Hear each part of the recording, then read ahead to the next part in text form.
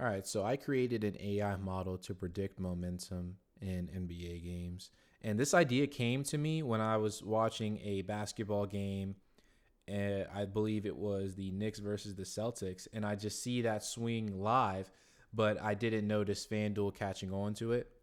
So I placed the bet. I actually won the bet. It was plus 900.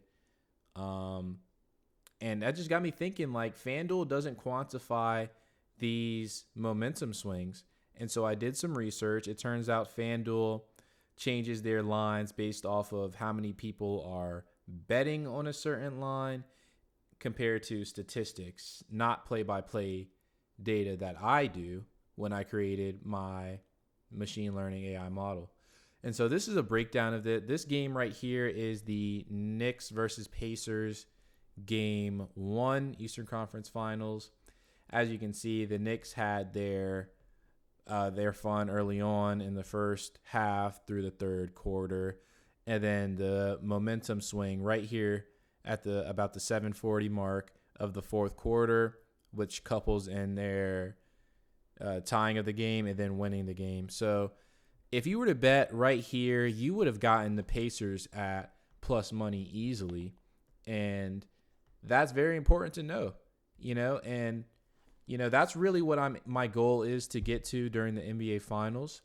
And sure enough, I hope we can get there. I've already trained a model to predict specific player points and their props to get to what we have to do. So here's a player specific analysis. As you can see early on throughout the game, Tyrese was at a positive momentum impact breakdown for his points and assists, which I believe over 20 hit and over 5 I think definitely hit, as well as Karl Anthony Towns over 20, 85%, over 85%. So how could a bettor use this and internalize that with context, especially with these players that are role players like Josh Hart? His rebounds at over 85% is huge if you want to make that live bet, as well as his assists also.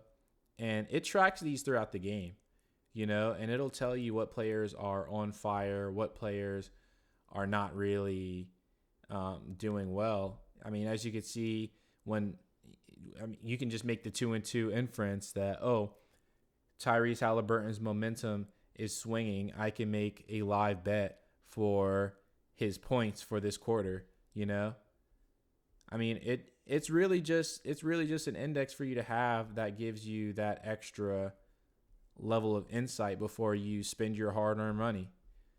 So if we want to go back to the momentum analysis, all right, let's compare the team's momentum throughout the quarter and throughout the game.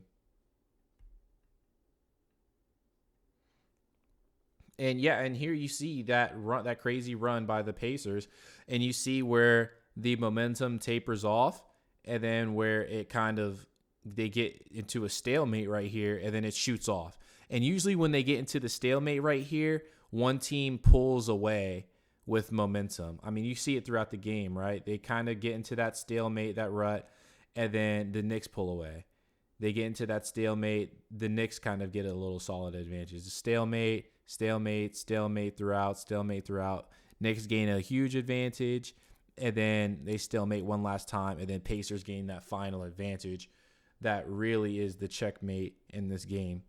So all of that to say, this model works, and it predicts games. I have multiple games stored in my database. I have over 100,000 snapshots of momentum data. I mean, this game alone is 569 data points. I've trained this. I've gotten the RMSE that I want, and we're going live in the NBA Finals, and we're going to make money. So if you like this, please leave a like. And if you would like me to do analysis on more games or more in-depth breakdown, please comment and give me ideas. So thank you guys.